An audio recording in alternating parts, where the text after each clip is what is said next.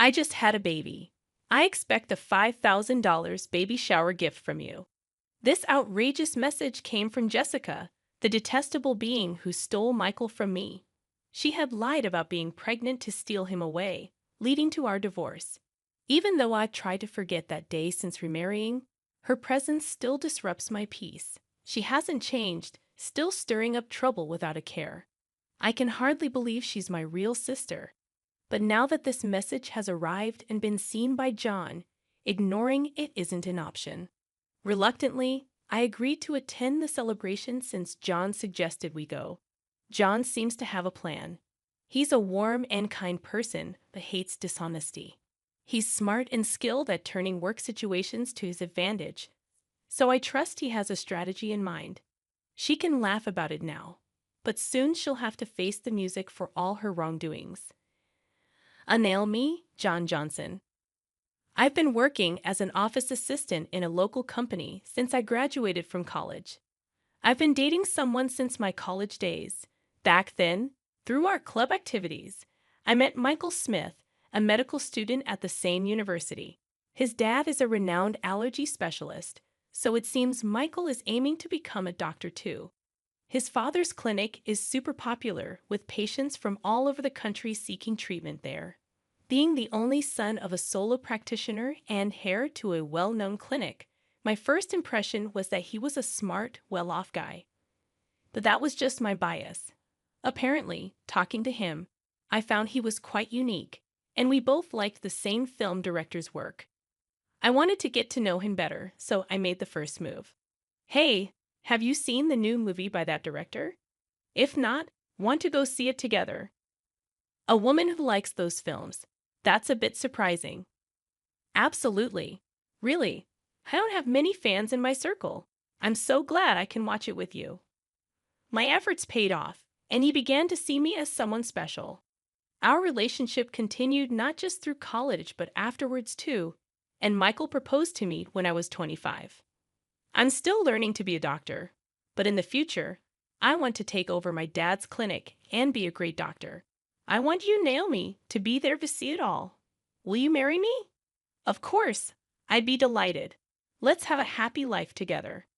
I was on top of the world, pregnant right after getting married. Michael would definitely be a great dad, boy or girl. As long as the baby was healthy, that was all that mattered. Michael was probably just as excited for the birth, but then my happiness shattered. I suffered from severe morning sickness, constantly battling nausea and feeling unwell. I couldn't keep up with my job post-college and had to resign. Fighting my morning sickness at home, I had eating morning sickness, needing to constantly eat to stave off the nausea, surrounded by empty pastry bags where I always sat. I'm home, Naomi. What's happened to this place? It's a mess with all these snacks and bread bags. Sorry, I've been too sick to clean up. You're not working, and you've put on so much weight. It's hard without eating. I was always eating because of my morning sickness. Despite being early in my pregnancy, I had gained 22 lbs compared to before, not doing housework and just eating.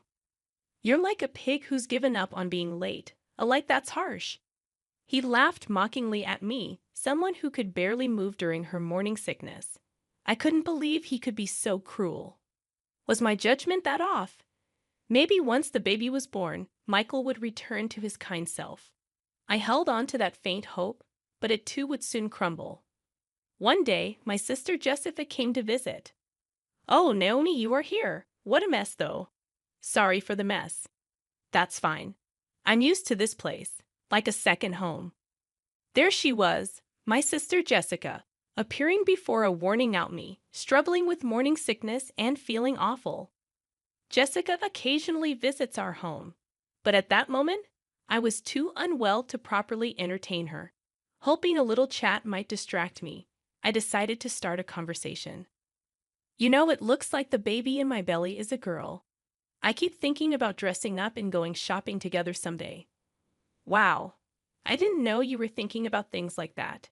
Does Michael know? It's going to be a girl. Girl? Yeah, I told Michael right away. It's a girl.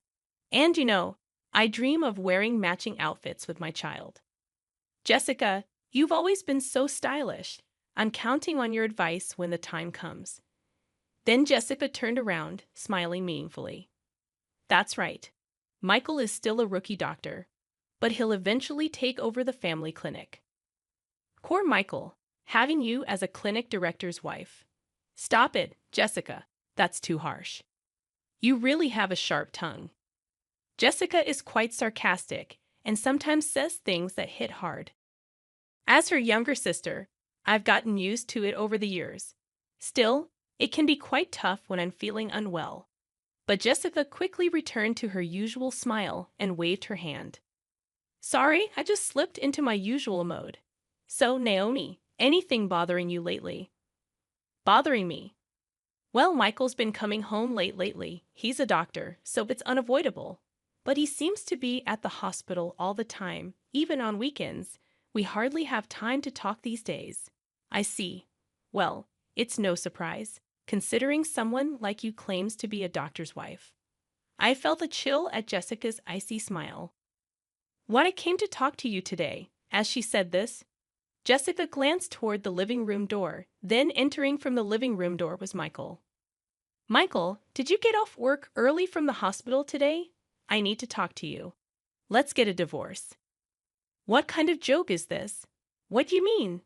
As soon as I got back, I couldn't understand what Michael was saying at all. I knew he wasn't the type to make such a terrible joke at a time like this, especially since we had been together since college, and I was carrying his child. See, your beloved husband is saying this. You should listen to his request and let go quickly. What, Jessica? Michael looked at me awkwardly.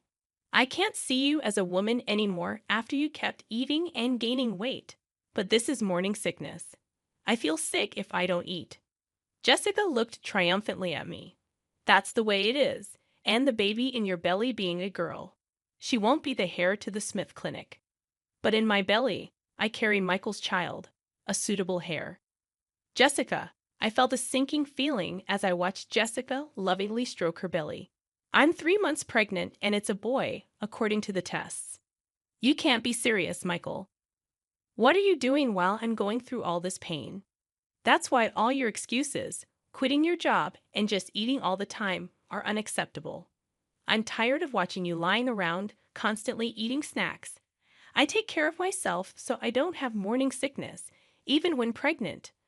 I won't lose my self-control and eat like a pig, unlike you. I was at a loss for words, seeing Jessica's smug face and Michael looking down at the floor, guilt-ridden. Jessica, being pregnant with a boy, I didn't know. But as an heir, I want a son. I prefer a beautiful wife like Jessica over a woman who keeps gaining weight without restraint. That's just wanting an heir and a beautiful wife is your own selfish desire, isn't it? I'll pay alimony, so let's part without any fuss. Seeing Michael apologizing, I knew that things could never go back to how they were. After that, Michael and I divorced, and I gave birth to our daughter as a single mother. His promise of alimony turned out to be just words, with no actual payment. Post-delivery, I had to work to survive since I had no one to rely on. Not knowing what else to do, I took a job at a nearby department store that's hiring. Life is unpredictable. My hard work and character caught the attention of someone. It was John Johnson, a well-regarded manager in the external sales department. Tough day. You're always working hard. Thanks. I'm about to finish up soon. Are you done for the day, John? Yeah, there's this great Italian place nearby. I want you to try, Naomi. And it's a little gift for your daughter. Through light conversations every time we met, we were drawn to each other and began dating, which led to our remarriage. Naomi, I might be a guy 20 years older than you, but I sincerely want to make you and your daughter happy. Will you marry me? Are you sure about me? I'd be delighted. Life after remarriage was truly blissful, a gentle husband, my daughter, and I lived a peaceful life. However, I failed to notice the ominous footsteps creeping closer to our tranquil days. One day, Jan had work, but I was off. Just as I thought of having a leisurely tea, an email arrived. It was from Jessica, and the content was shocking. A baby is born. I'm expecting a $5,000 baby shower gift. A sigh escaped me in front of that curt email. 5 years ago, Jessica had an affair with Michael and snatched him away. Now this and $5,000 for a baby shower gift seemed too much. I can't forget that day, nor can I, even if I tried. The expressions on Jessica and Michael's faces back then, the way they sought happiness together, ignoring my suffering from morning sickness, was unforgivable. I was at a loss on how to respond to Jess's email. Then, John returned from work, noticing something was off, and asked with concern, "What's wrong, Naomi? You look pale." "Oh, John, it's a message from my sister. She had a baby." "The sister who married your ex-husband, Michael?" "Yeah. I don't want to see her face or hear from her. Plus, she's asking for a $5,000 baby shower gift." As John listened and looked at my phone, he suddenly said, "Wait, this Jessica Smith name, you know her?" "I didn't mention her when we got married because I didn't want to remember." "Yeah, I've never been introduced to her by you, but I wonder." John, pondering while looking at the email, seemed to recall something.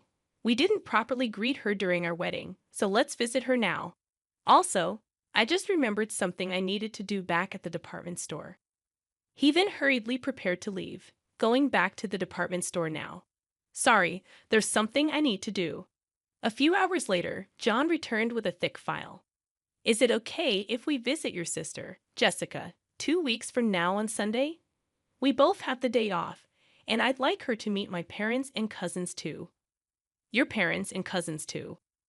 "Jessica loves being the center of attention, so she'll probably be fine." "But why?" "I've heard your ex-husband, Michael, is famous for allergy treatment. My family has a history of allergies. Thought we might get some good advice." I remembered hearing from friends that Michael had taken over his father's allergy clinic. Michael's dad was an authority on allergy treatment, and Michael became an allergist too, a friend told me. "Okay, I'll contact Jessica." Jessica quickly agreed when I contacted her. "I want to see the baby, and we'll bring a gift. Can I bring some relatives too? They really want to meet you." "Of course, the more guests, the more gifts. Looking forward to seeing you in 2 weeks on Sunday." 2 weeks later, on Sunday, I visited Jessica's house with John, his parents, and relatives, including his cousins, in a quiet residential area. Her stylish house stood next to the clinic, its white walls gleaming. John's parents and relatives were surprised by its luxurious design, excited to meet the renowned allergist. "Welcome. I've been waiting for you." "Long time no see, Jessica. You look happy." "Of course. I was worried about my first childbirth, but it all worked out in the end." I felt something off in Jessica's words. "First childbirth? Didn't you say you were pregnant with a boy before?" "Oh, did I not tell you? I miscarried that time, so this is my first." John, standing beside me, nodded meaningfully. Seeing John's face, Jessica started to tremble. "Oh, hello. Nice to meet you." "Hello, you must be Naomi's sister. I heard a bit about the miscarriage." "Yes, but I don't want to remember the miscarriage." Jessica turned her face away in a huff and started to walk off. "Sorry about that." "Oh, there's something I wanted to give you, Jessica." "What? Something for me?" Jan handed her an envelope. It's pastel color, and the word "Congratulations" written on it, thick enough to be noticeable even from the side. "Here you go. I wanted to give this to Jessica personally." "Got it right. Just what I've been waiting for."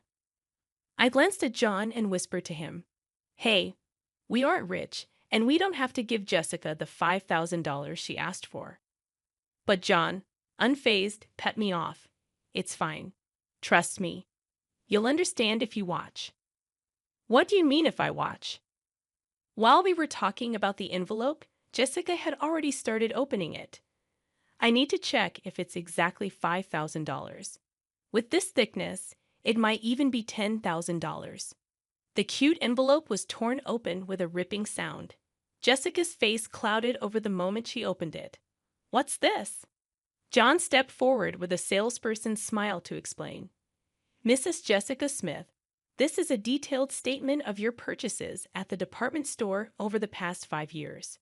You said to put it on my tab, and this is the amount you've accumulated to date. What are you talking about? I don't know anything about this. The statement Jessica held listed names of luxury watches and brand bags. Seeing the 5-digit figure in the amount column, I was in disbelief. Indeed, Mr. Michael Smith himself and his parents are valued customers with an external sales card contract. However, with such a high amount, we needed to confirm just to be sure. My husband is the famous allergist Michael Smith. As the wife of the clinic's director, using 1 or 2 external sales cards is nothing. Is that so? Also, there's something else I personally wanted to verify. John paused before continuing. About 5 years ago, we had complaints about a customer flaunting their external sales card and making extremely unpleasant remarks. Do you know anything about this? What's that? What does it matter? Since we had several complaints, I checked with the staff who were nearby at the time. The content of the conversation was so terrible that the staff remembered it clearly. Glancing sideways, I saw Jessica's expression harden. The staff said the conversation was about stealing someone's husband, who happens to be her brother-in-law. Could it be? Yes, that's right. And she bragged about using a fake pregnancy to break them up, laughing loudly. She talked about how she lied about miscarrying like it was some kind of heroic tale. That's when I realized that time. Jessica's claim of being pregnant with a boy, the hair, was all a lie to snatch Michael. Of course, there was no pregnancy, so no morning sickness or changes in her body shape. What are you saying? That story was about me.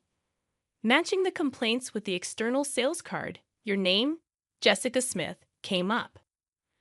I can't believe this.